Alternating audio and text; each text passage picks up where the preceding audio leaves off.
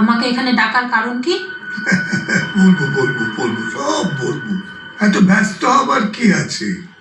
দেখো, একটা কথা বলছি, এখন হাওয়া কিন্তু এখানে খুব একটা ভালো নয়। দিল্লি থেকে একজন অফিসার আসছেন বুলেটের ব্যাপারে তদন্ত করতে। আমি চাই না যে এই ব্যাপারে ওনার সামনে গিয়ে তোমরা পড়ো বা তোমাদের ব্যাপারটা জানতে পারেন উনি, এই জন্যই ডাকা আর কি।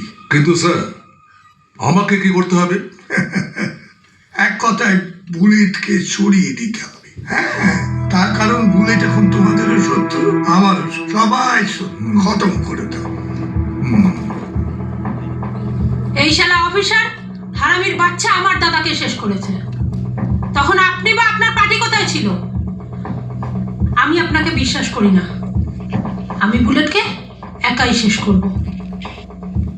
আচ্ছা ঠিক আছে ঠিক আছে, মাথা গরম করলে চলে।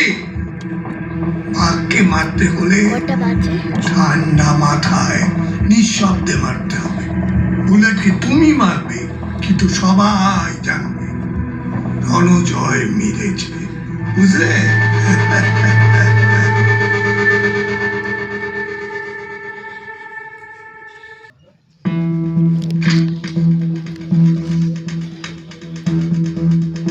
কে আপনি?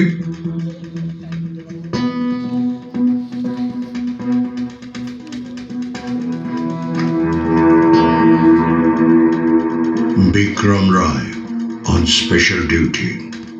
স্যার আপনি? কি ব্যাপার স্যার? বুলেটের ফাইলটা নিয়ে আসুন। যান। Yes sir.